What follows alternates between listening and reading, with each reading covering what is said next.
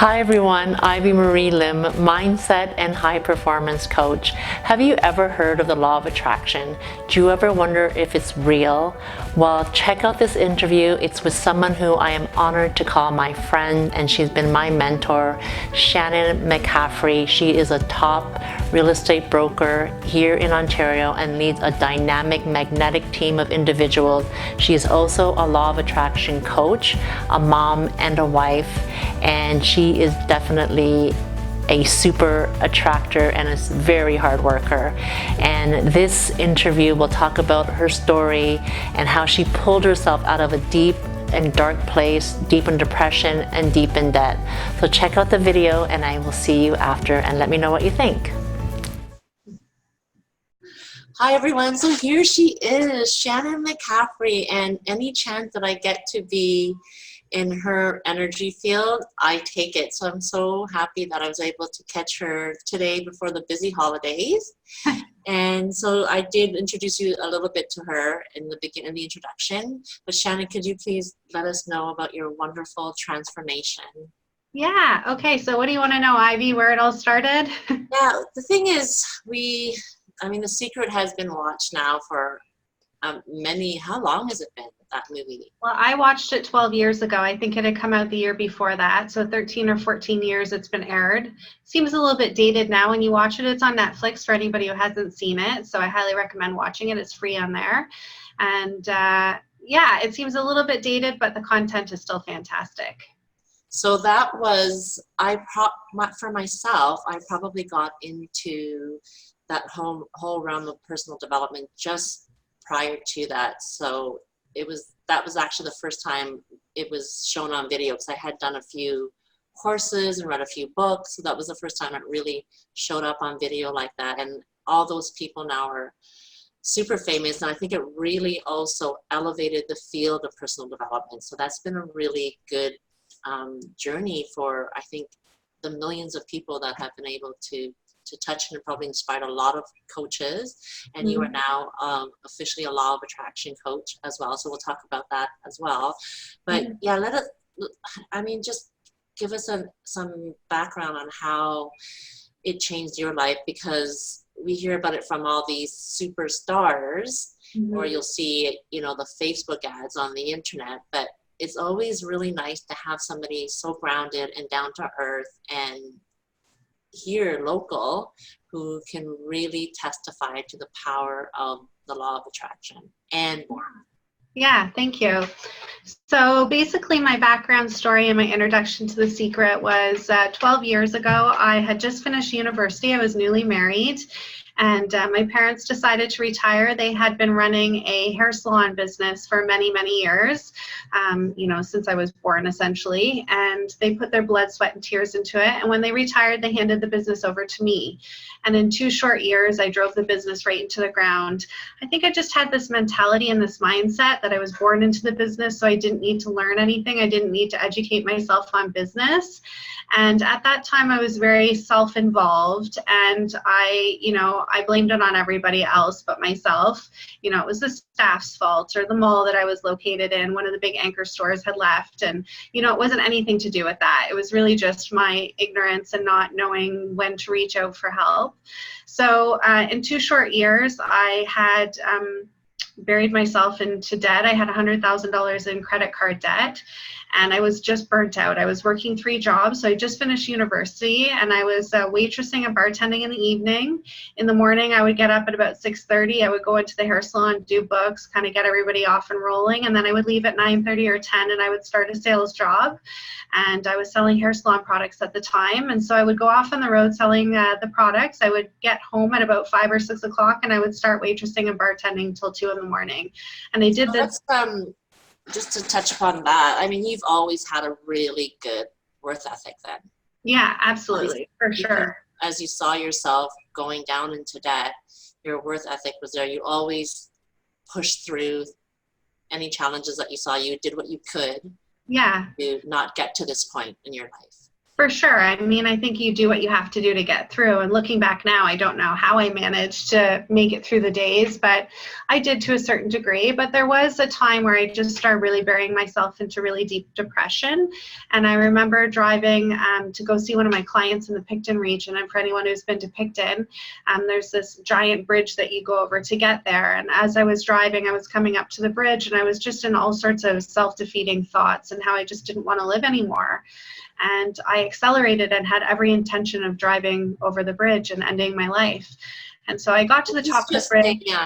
Was this just like sort of a spontaneous thought, or had it already been, were you already ruminating at this time of your life? I was definitely ruminating about it a lot. I had a period of probably, I don't know, a month or two where I just was having a hard time grasping. And I just felt that I didn't want to let anyone in. You know, I had this, you know, sort of happy face, smile, dimples, every day, everything's great, everything will be fine, you know, trying to convince the whole world that I was good. And inside, I was just, you know, dying inside. I just couldn't handle the pain. And I think it was just because, you know, I was young and thought I had the whole world ahead of me. And here I just thought my life was over. You know, I had all this debt and I wasn't sure how I was ever going to get out of it, because in my mind, I just couldn't foresee a way to make any more money.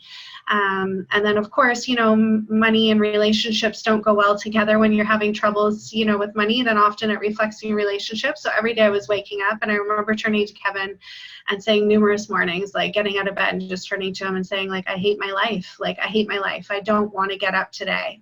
And so I hit the bridge that day and I accelerated. And I don't know how to explain it to people other than I did have some sort of thing that took over my body and caused me to slam on the brakes when I hit the top of the bridge. And I, you know, completed and went down on the other side of the bridge and pulled over and just kind of broke down and just started crying like, oh my God, I almost took my life. Like, what has happened to me? How did it go from so good and having the world in the palm of my hands to going so bad? And on that exact day, I drove back to the hair salon, and my mom walked through the door, and she said, I don't know why, but for some reason I watched this last night and I feel like you need to watch it. And she handed me the movie The Secret. So I took it home that night, and I tried to get my husband to watch it, but he refused to watch it. We weren't really talking. We were fighting all the time. So I went downstairs into my basement, and I put in the DVD at that time, and I started watching it. And as I watched the movie, I cried through the whole entire thing. And I think the thing that was so profound to me and why I cried through the whole movie was because I came to the realization that I had created this really disastrous life, that it was me that had woke up every day saying, I hate my life, I can't pay the bills, I'm so tired, I don't have enough time, I hate my life. And that's exactly what I was manifesting and creating. But in those tears also shed some light, because I thought, wow, if I'm so powerful to create such a huge disaster, I wonder what amazing life I could create if I put it towards something really positive. So I had just got my real estate license at that time, like literally that week I was just getting licensed. So I decided, very much like Jack Canfield, that I would set a goal of earning $100,000 because that's the debt that I had. And so I set forth. I didn't know anyone who wanted to buy or sell a house, and I was starting at a little no-name company and with very little training in a city that I wasn't born and raised in. So it was very overwhelming. And I remember turning to my husband and saying, like, I'm going to make $100,000 this year, and him saying, you know, try and make 50 first. And, you know, nobody believed in me. I just had this overwhelming faith in myself that I was just going to give it my all. And if at the end of the year my life didn't get any better, that I would take my life and I would end it. But the moral of the story is still a little voice at the back of your head. Yeah, for sure. So that first year I set that goal, and just like Jack Canfield, I'd hit like 97,000 and change. And I thought, holy cow, this stuff really works. So, you know, fast forward, you know, 10 years almost to the date that I started my real estate career, in 2017, I had grossed $1 million.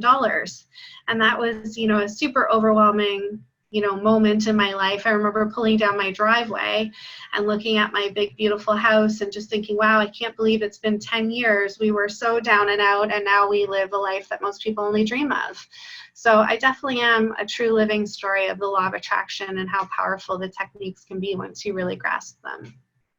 So how does that play out now, like as you were growing? I mean, you must have experienced still some growing pains. Mm-hmm. How did you really, like the first year you really, that was a real proof for you? Absolutely. And so once that happened, has it always been like a trajectory upwards, or you had moments where you felt? Oh, for sure, there's moments that you spiral downwards. I think that's the key. I think people think, oh, once I get positive, I'm going to flip that switch and then it's going to stay on. And that's not the case at all. It takes a lot of work. It takes a lot of training. It's a daily practice. It's a ritual. And of course, you slump down and get into slumps. The year after I earned $1 million, I actually got into my head and I started self-sabotaging because I went through this whole, am I good enough? Can I maintain it? How do you start back over in January and recreate this all over again? And my numbers actually slipped backwards. But the best thing about that slipping backwards is I actually learned more about the law of attraction in that year of sort of despair than I had in probably the 10 or 11, the 10 years up to that point in time. I really started breaking down, like, what is it that got me here? Which, has led me on this path to now wanting to coach people and train people, because I just feel like for 10 years, I kind of flew by the seat of my pants, not really understanding, just kind of grasping it and getting lucky, but not really understanding how it works. And now in the last 2 years, for sure, I've definitely immersed myself in learning, the actual techniques and tools of how to manifest. I don't have it perfected by any means. Nobody does. Nobody really quite totally has it figured out. One of the best teachers of the law of attraction is probably Abraham Hicks, and she's quoted by so many people, and I really think she's one of the great teachers, as well as Wayne Dyer and a handful of others, but she's brilliant, and I definitely have studied her a lot, and I feel like I definitely am more well-rounded as far as, how to stay in what she calls the vortex, how to stay in there and how to get in there, and I think that's really the key. And so how about those times? So you said flying by the seat of your pants. I mean, I think one of the downsides of the law of attraction is that they make it look so easy. Yeah. So, I mean, it's right now, just talking to you, it seemed kind of easy. Yeah. But I mean, let's get into your day-to-day life with that. You still maintained your hard work ethic. I mean, what was the actions that you took that enabled you to really get lucky? Because I think hard work and opportunity creates luck, as well as the proper mindset, right? Yeah, I think the movie The Secret got a lot of criticism, specifically by people like Oprah Winfrey, for not really pointing out the part about taking action. And, people can't just sit on their couch and say, I want to win the lottery. You actually have to get up and buy a lottery ticket. So the law of attraction, one of the biggest myths is that you're just going to wish for it and it's going to drop into your lap. I think, Abraham Hicks really explains it very well, because she talks about, yes, you do have to take action, but when you are following your alignment and you're in alignment, then that action seems effortless. It seems easy. It seems just, you just want to get up and take the action. You want to move forward. And so it's learning how to trust your intuition, that when you're getting those little nudges from the universe, like, hey, this feels good. Okay, keep doing this. If this doesn't feel good, stop doing it and move on and redirect to something else. So I think it's just, it's continually practicing and teaching. The first 10 years, if I look back now, I think I focused a lot on affirmations.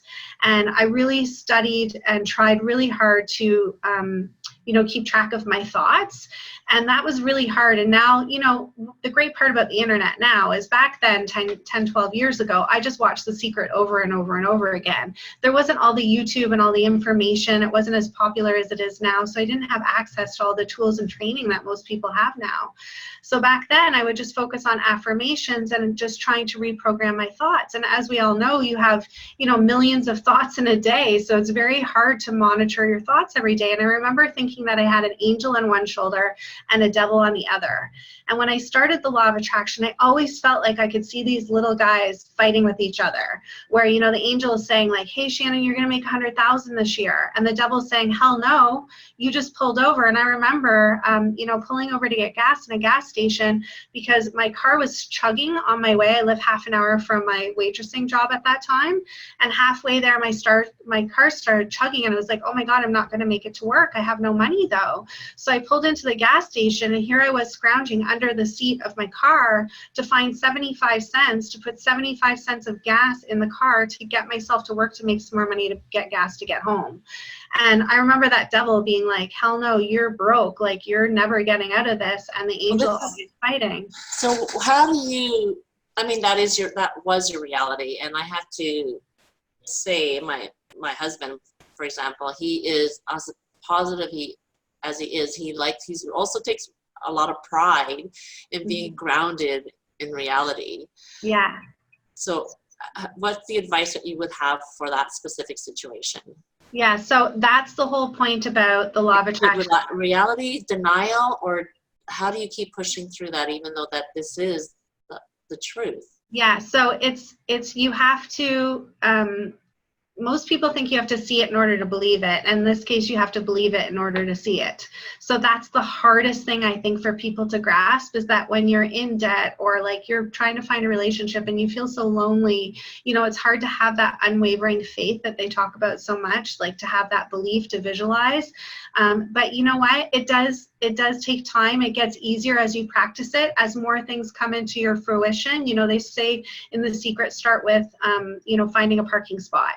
And once you get up into the, you know, you say, I'm going to get a parking spot right up front, and you pull up and there are parking spots right there. Once that happens to you several dozen times, you start going, hey, there's something to this. You know, this actually works. It's also why Rhonda Byrnes and Gabrielle Bernstein, they both talk about finding an item, like wishing for an item and then having it come to fruition, because it will ground you and give you something in your life that's a reminder that these tools and techniques work. So for me, I don't know if you ever heard about my sand dollar story. Can I share it? Because I think it's really absolutely. Please do.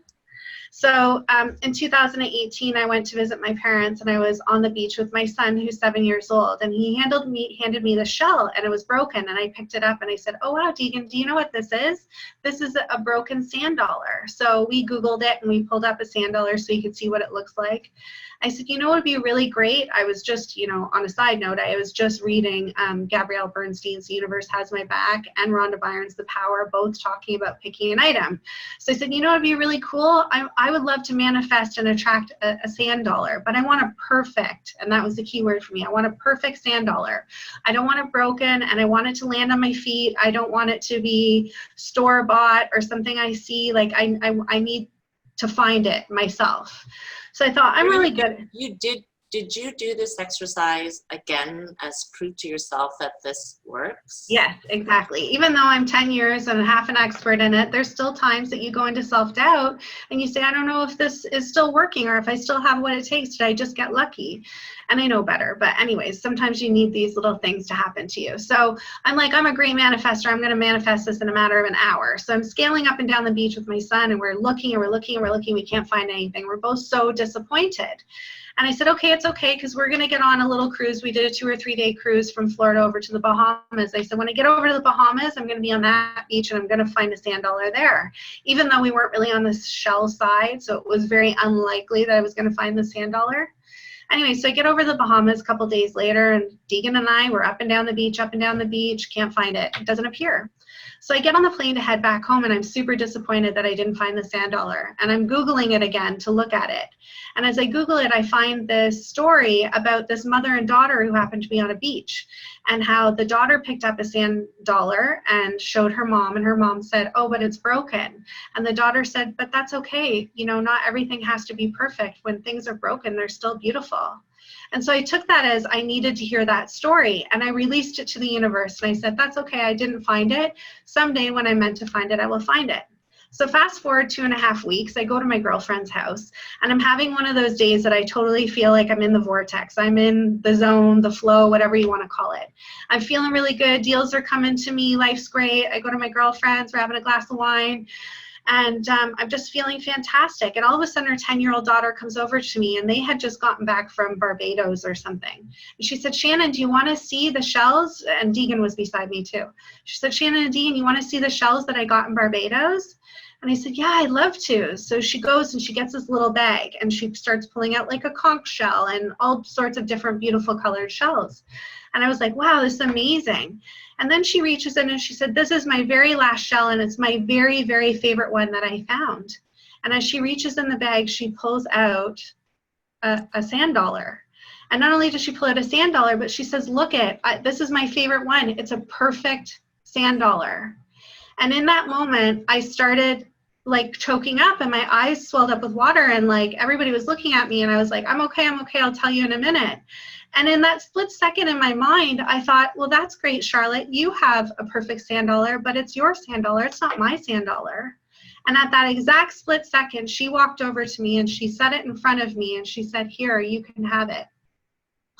And I still get choked up thinking about it because it was so unbelievable that when you release the resistance and you leave it to the universe will deliver it.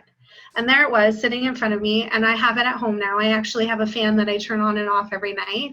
And so every day in the morning, I'm forced to put the little remote and I put it right beside it. And it's a reminder to me every morning that like anything is possible, that the universe will deliver the most unbelievable things to you. You just have to believe and you have to release it, because the hardest thing is that when you want it so bad, you're like, I want it, I have to have it. When I'm going up and down the beach and I'm looking for it, the energy that's actually projecting off of me is actually negative energy. It's actually like, I want it, and I'm telling the universe, I don't have it. This is something I don't have. And that is the paradox of want, of desire. And actually, I'm actually doing a video on this that I still have yet to edit, but it is about the levels of vibration. And desire is actually just below that tipping point. That's right. So it's important to have desire, but at the same time, it's actually a lower vibration. That's right. Yeah. You have to live in gratitude. Because we all want things. Mm-hmm. I think that's actually probably where the majority of people vibrate. Yes. It's at that level of desire, of want. So yeah, can you, because even in that moment, when you saw the sand dollar, you were still doubting yourself. Yeah. It's not mine, it's your sand dollar. And that's what I mean. We're just so trained. You know, I'm so trained to like, I've trained myself to be positive, but you're still going to have those moments that go in through your head that are self-doubt. You know, I wanted to erupt into tears, but immediately I thought, well, that's great, but the universe didn't give it to me. And then for a 10-year-old out of anything to give away her perfect shell and to put it in front of me, because I was literally in that moment so overjoyed for Charlotte. I was like, oh my God, like I was so happy and grateful to like have this experience with her, to have her have that experience for herself and to be in the moment and watch that experience. And that's why it manifested towards me. You know, if I had been like, oh yeah, that's great. You know, do you think she would have handed it to me? No, she wouldn't have, but she could see my joy and watching her be so joyful about the sand dollar that she actually delivered it to me as a 10-year-old, which is crazy, you know, looking back now. So, you know, that's amazing. So how does that, the releasing, I actually have a little bit of a problem with that. It's actually I've actually just turned a corner when it came to surrender. Mm-hmm. So can you explain what that concept means for you and how you've done it in the past? Yeah, so like I said, letting go. Yeah. So like I said, the first 10 years, I really focused on affirmations and trying to control my mindset and what I was thinking. And then after discovering Abraham Hicks a couple years ago, I really loved how she says, you know, it's impossible to control your thoughts. Focus on your emotions. So you need to keep checking in with yourself. Am I feeling happy right now? Yeah. Okay. I'm feeling happy. That's great. Keep going with happy. Am I not feeling happy? Okay. I'm not feeling happy. Okay. Well, then redirect yourself to get yourself into a good, happy state. Because when you're in a happy state, that's what creates flow. That's where there's no resistance. That's where you live in abundance and you're not clinging and holding so tightly on things because you're worried of spending that $30 because you might need it to pay your hydro bill next week. You know, when you live in abundance and you release yourself and you live in that faith-filled world where you just know that it's all going to work out, then everything energetically will just manifest and connect to you. And that's what I've really focused on the last couple of years, is really learning how to get in flow.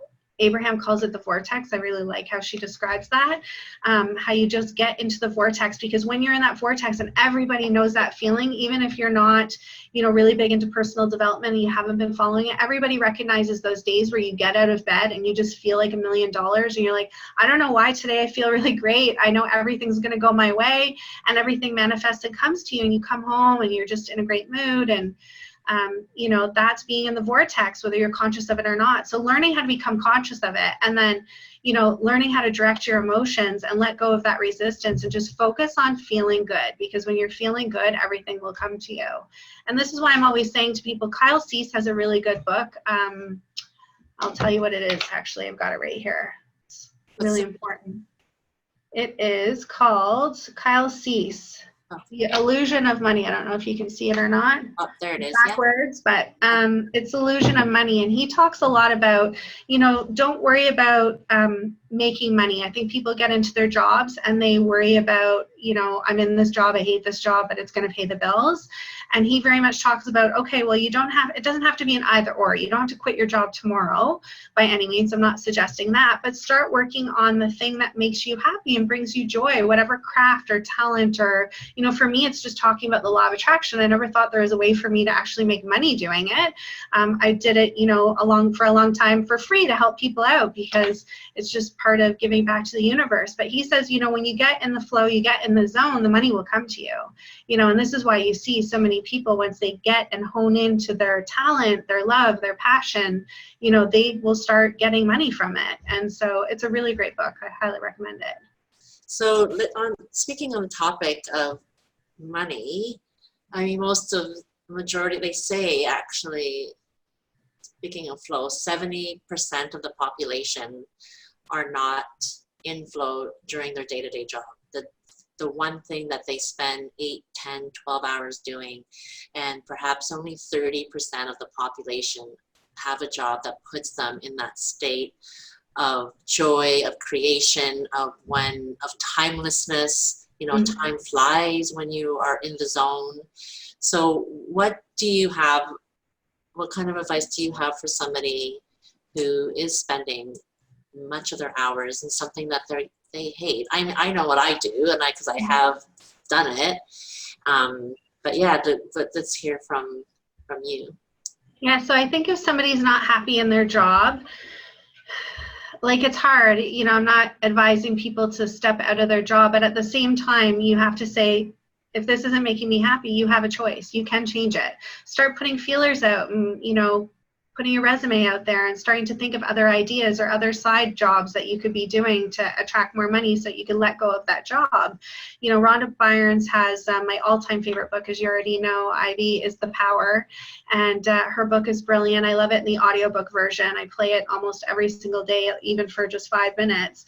And she has a whole chapter actually on talking about people in their job. And the most important thing she says about finding a new job is to love and be as grateful as you can for your current job. So try and do your best to reframe your job and be happy that you're collecting a paycheck, which is putting a roof over your head and your family's head, and that you've got food on the table, and take whatever amount of energy and gratitude that you can for that current job. Because what happens, and we all see this happen, I run a business, and the people that I want to promote and I want to help are the people that are the most grateful. So if you have an employee sitting in their job and they're like, God, I'm just so grateful for my job and I'm grateful to be here, those are the people that get promoted first. There's a book by, I think it's Seth Godin that had it, and he talks about, what's it called? It's fantastic. I'll think of it in a second, but the premise is basically, if somebody is really fantastic at their position, they're far more likely to get upgraded. So one of his examples that he uses in the book is there was this guy, and he was in an airport, and he was a janitor, and he had to take care of this one particular bathroom. So when you walked into the bathroom, he would hold open the door and he would say, welcome to my office, and he cleaned it and sparkled it, and he would hand you paper towel, and he just over-delivered, over-served. Maybe when I figure out what it's called, I'll tell you. You can put it into the link of this. I'm just totally drawing a blank, and I use the phrase all the time. He's got a lot of books that got it. Yeah, I know. So anyways, the whole point is that he got promoted. There was a guy that used to travel all the time. He was a CEO of a huge company, and he was so impressed by how great this guy did at his specific job, being a janitor, that he actually hired him, and now he's making like $100,000 a year working at this job. Do you think he loved being a janitor? No, but he made the best of it, and he was like, if I'm going to be a damn janitor, I'm going to be the best damn janitor on the planet. And because of that, people saw his talent and scouted him and upgraded him. And that's what happens. If you're walking around all day and you're slumped over and you're like, oh, I hate my life, I hate my job, who on earth is going to want to hire you? Who's going to promote you? It's just not going to happen. So you have to just start being grateful for what you have, for the opportunities to start flowing to you. The opportunities are always there. They're either flowing to you or they're not flowing to you. You're either seeing them or you're not seeing them. But if you're in that mindset of you got blinders on and you're like, my life is awful, you're not going to see those opportunities. Where if you're like, wow, my life is beautiful, you know, your vision opens up and all of these things will all of a sudden appear that you've never noticed before. I love the energy of gratitude. It's very simple. You can start small. You can, it does, and it's also present for the present, right? And I think that we miss that often in this go world. I mean, I know for me, the turning point and that I attribute was, and this came after The Secret. I mean, this was after the law of attraction, and I already believed it, but I went into myself and I found meditation, right? I went into a very deep meditation practice, even though I dabbled in it for a few years before that, but 10 years ago I really did, and it was just a turning point of that. And it was, again, it was just being in touch and being that moment of presence. So, and I continue that today. I mean, if I could just, that is my goal now, is just to really put out there the transformative powers of meditation. If I could give that to just one person on a regular basis, I'm good, right? It's true, you know, because meditation forces you to get in flow. It releases the resistance. That's why, you know, you said you're focusing really heavily on releasing resistance, and that's not a surprise to me because you're so heavily focused in meditation, and that's exactly what that does. It releases that resistance. It lets go of it so you can start your day on a nice, clean basis. Or if you're spiraling out of control, meditation's the best way to kind of get you relaxed and out of that. So that's beautiful. And so what are some of your daily practices then? So you still do your affirmations? I do, yep. I do my affirmations. First thing in the morning, I always work out. The big game changer for me this year is I started working out not so much. What's that? My screen's frozen. Am I there? Oh, you're yeah. Back? Okay. So one of the things that's really important now is that I work out, but I don't do it so much for my physical being as I do for my mental well-being, because the working out is really just, it puts me in a much better state of mind. And just gets me more clear. And after I work out, I do about 40 minutes of cardio, and then I do 20 to 30 minutes of meditation, which has been really powerful for me. And then the very first thing I do when I wake up, my eyes open and I say thank you to the universe because I'm so grateful to be alive. And then I spend that first 10 minutes where I'm really in that good state where everything's going to sink into your brain. And I start going through all my gratitude, everything I'm grateful for. And as I get up out of bed and I go to the bathroom and I'm brushing my teeth, I go through a whole list of, you know, I'm grateful for my toothbrush. I'm grateful for indoor plumbing. I'm grateful that I have water. I'm grateful I have clothes in my closet and food on the table and that we're all healthy. So you still do this? Yeah, every day. And then I spend almost, you know, if I have any waking moment that I'm not doing anything, you know, like as I'm getting ready in the morning, I'm listening to audiobooks that are personal development. I'm listening to YouTube videos. As I'm driving, I listen to audiobooks. So I go through probably a book or two a week just because I'm driving, you know, an hour a day. So it's really easy to, you know, kill a couple books. So it's a constant work in progress. I just feel like you just have to keep up with it or you can't keep the state of mind going. And people go, wow, that takes a lot of work.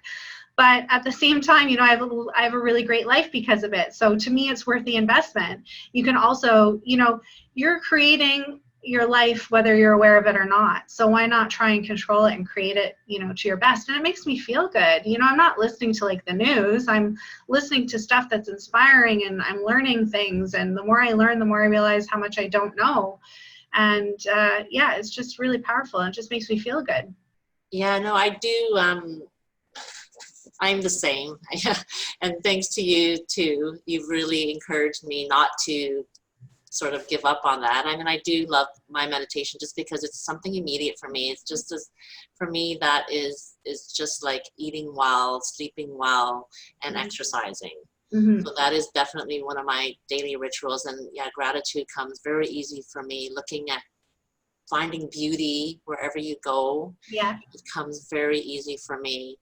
But it's even someone at your level, our level, that it's still a constant practice that you cannot let up on, or you don't want to let up on. Once Yeah. you're in that field, you're in that zone, that is, it's essentially your lifestyle, right? Yeah, it does. It's like anything, it becomes a habit. Oh, and to get back to that, it's leader without a title. That's what those people are called. So now when I go to a place, like even when I go to McDonald's or something like that, if somebody is just giving really excellent service, I'm always thinking they're a leader without a title. So it's a really great book if somebody wants to read that. But yeah, it's a constant practice for sure. It's ongoing. I can't see myself ever stopping it, quite frankly. I just can't imagine going backwards. It's like once you see this world, you can't unsee it. You know, you can't, I think once you start familiarizing yourself, you start seeing your life shifting and changing because of these techniques, you can't go back because you're just aware of it. You can't unsee No, why would you you have a choice, and this choice is way better than going back. Why would you ever choose to go back? So yes, it's just taking those steps, and initially it does take a lot of faith. It does, yeah. Right? And there's still struggles. Like I said, I still have struggles, but they're very short-lived now. You know, they're not. So what's the difference? How do you do that? How do you honor, I mean, we all have setbacks and obstacles and down days. How do you honor what you're feeling? Because I don't believe that you should suppress those either. No, for sure. How do you honor what you're feeling and then choose to lift out of that? Well, I think, you know, to quote Abraham Hicks again, just because she's so brilliant, is she talks a lot about contrast, you know, when these bad things happen, because listen, I live a positive life, but it doesn't mean bad things don't happen to me. Of course, bad things are going to happen to me, but a lot of it is just contrast. It's recognizing that when one door is closing, it's because another door is meant to open for you. And so it's having faith in that process and knowing that when bad things are happening, it's also a reminder of what you don't want in your life. So it's like, okay, yeah. You know, I had somebody stab me in the back last year, an actual, you know, team member. And, you know, looking back now, it was a really great experience having them on board. And I look at all the things I'm really grateful for having them here and how much, you know, I learned and grew and, you know, but at the same time, it also brought me a lot of contrast of things that I don't want in my life. So now, you know, I think I'm just that much more smart when I hire people and I train and, you know, so you've got to learn from everything that's negative that comes into your life and say, okay, what did I learn from this? What did I learn that I don't want in my life? And, you know, what can I be grateful for out of this? You know, like when I give the example of, you know, I got a flat tire last year. And it's funny because, you know, when I got the flat tire, I pulled over, I had to cancel an appointment. I said, I'm sorry, I have a flat tire. One second, you're frozen. My back.